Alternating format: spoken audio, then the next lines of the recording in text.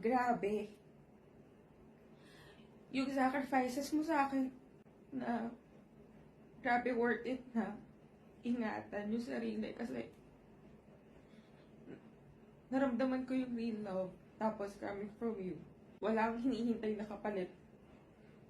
Walang kailangang effort gawin, alam mo yun. Kasi effort na iningatan mo yung sarili mo tapos yung lalaki nagagawa ng lahat.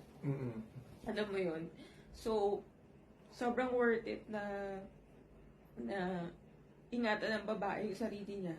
Trust me kasi, doon niya mararamdaman na magkakaroon siya ng ideal man. Tapos, yung lalaki na yun gagawin lahat para sa kanya. Hindi na niya iisipin yung sarili niya. Alam mo yun, doon mararamdaman ng isang babae na tinitreat siya like a queen. Alam mo yun. And ibibigay ibibigay ni God yung deserve ng lalaki. Kasi pinafollow niya si God eh. Pinotektahan niya yung sarili niya. Sinunod niya si God. So, bibigyan siya ng lalaking ganun eh. And hindi lahat ng babae nakakaramdam nun. Kasi masyado silang nakikarried away na bibigyan na sila ng flowers, in love na sila. May mga babaeng nagmamadali. Tapos gusto nilang maramdaman yun.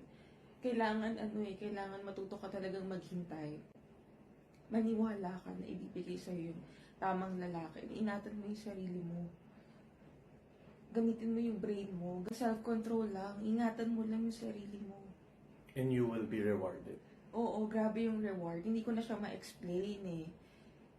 Hindi ko na siya ma-explain kung grabe yung nararamdaman ko na parang si God yung nagmamahal sa akin. Yung lalaking kasama ko, parang si God.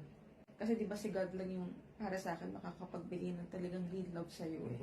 And mararamdaman mo yun talaga pag nag-follow ka sa kanya. Nag-trust ka na bibigyan ka ng ganong lalaki.